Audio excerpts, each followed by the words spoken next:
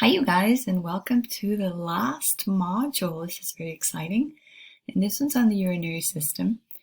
And it actually has some information from chapter 19 and some from 20. So you're going to have to sort of go back and forth between those two chapters.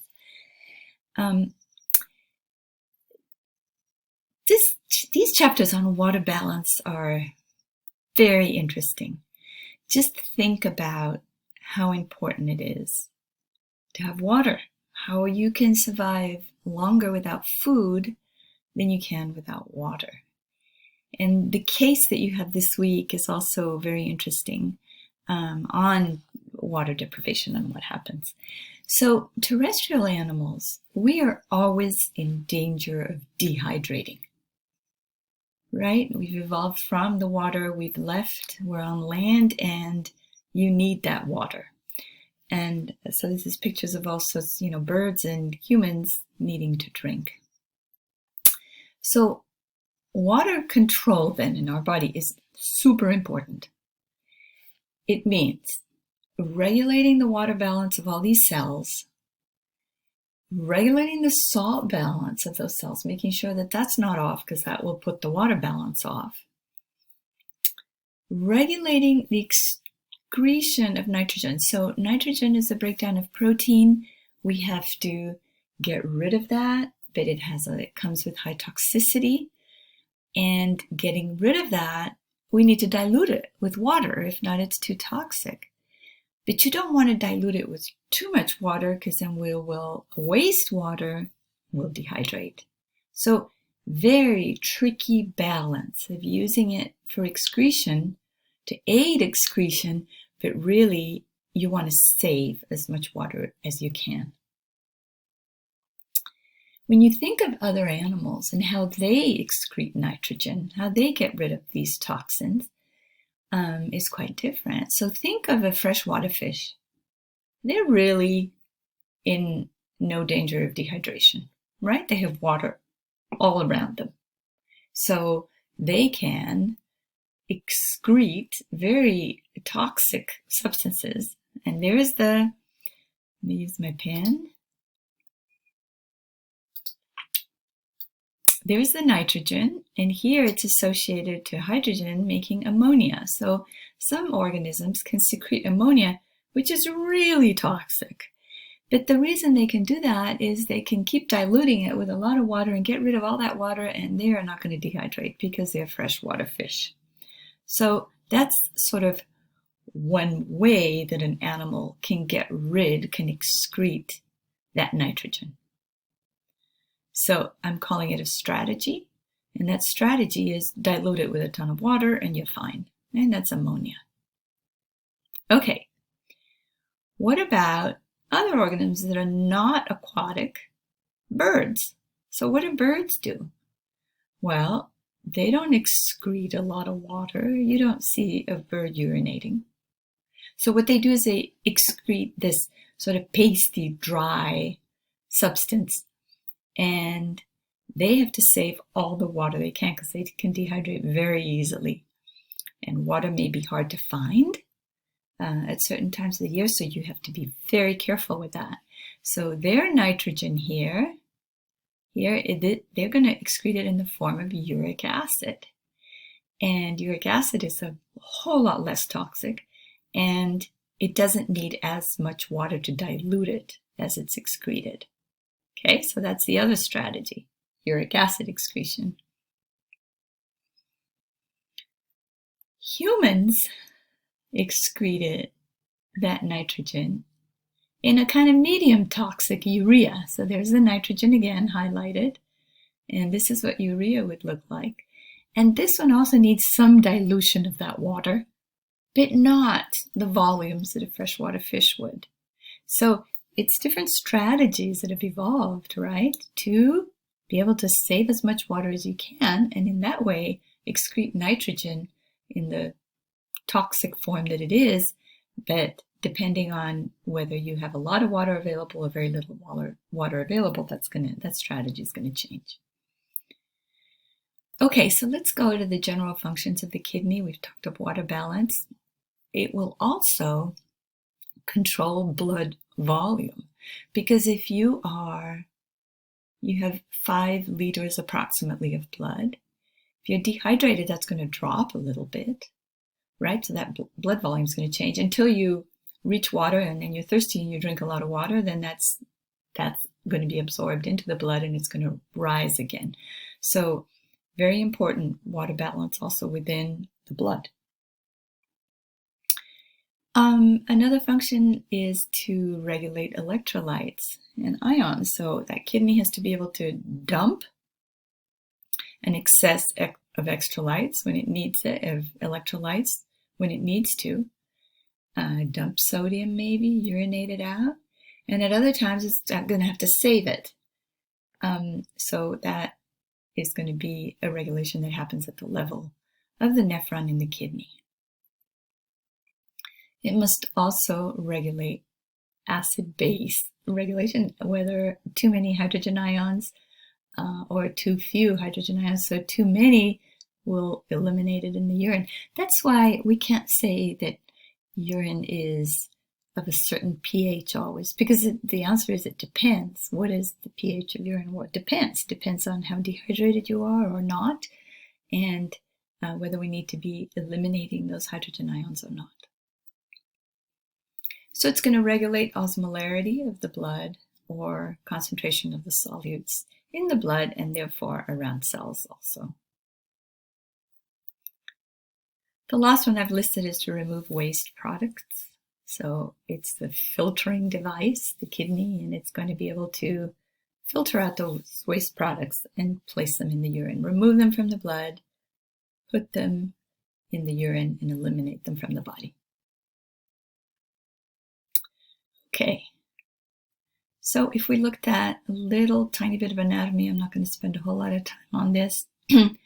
Here are the kidneys that are retroperitoneal. Remember, the peritoneum has been peeled off here so you can actually see the kidneys. And coming off the kidneys and leading into the bladder are the ureters, and then coming into the bladder.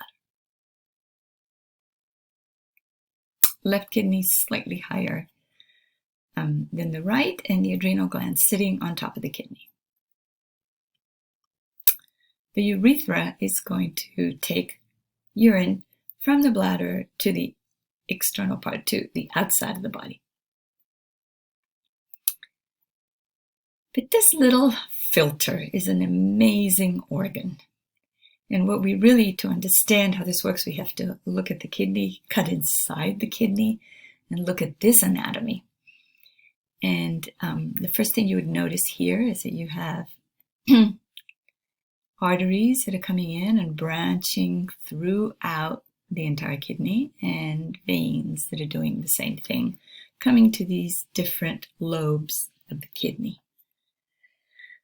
So vocabulary here, renal cortex. The renal cortex is this rind here. If this were an orange, this is the rind, is the cortex, the very outside layer of the kidney that's here colored in a darker color.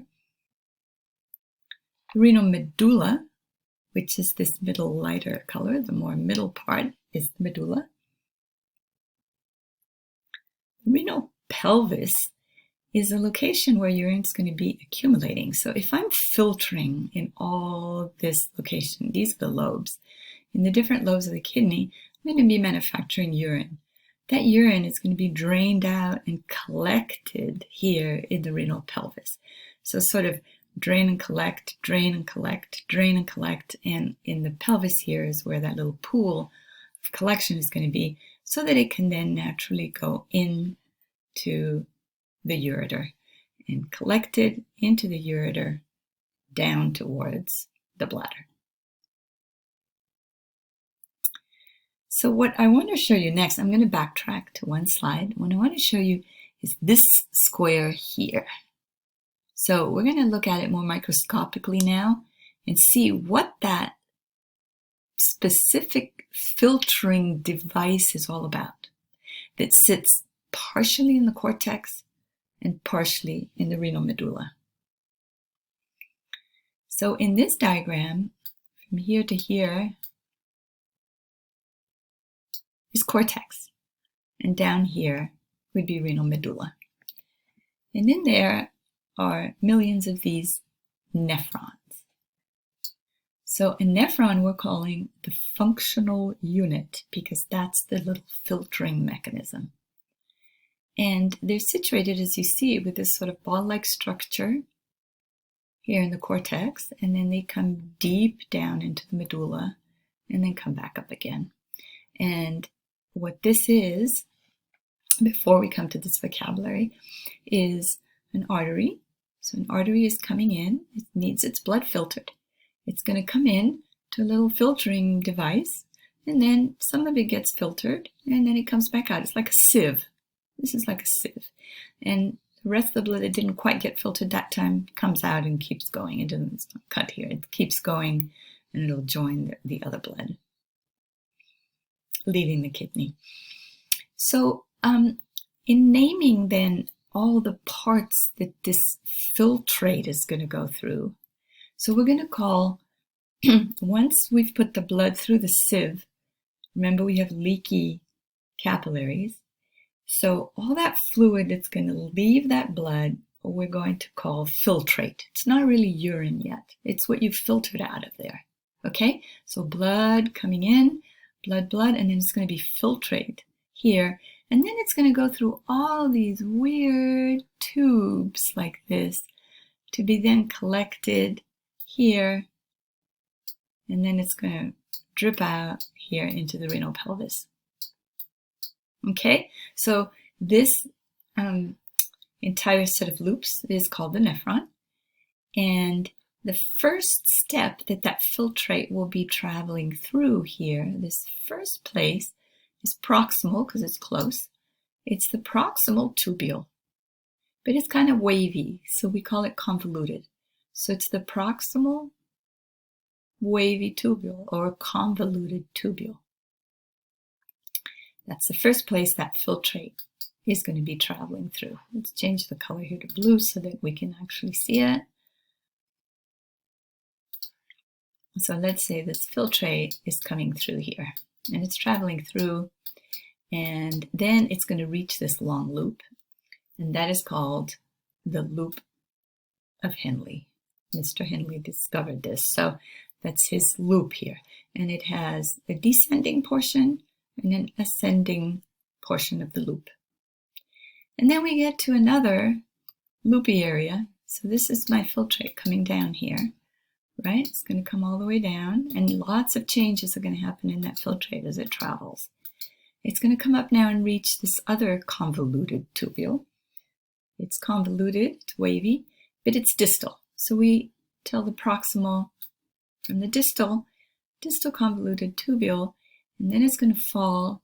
It's going to share this with other nephrons, but it's going to collect this filtrate in something called collecting duct.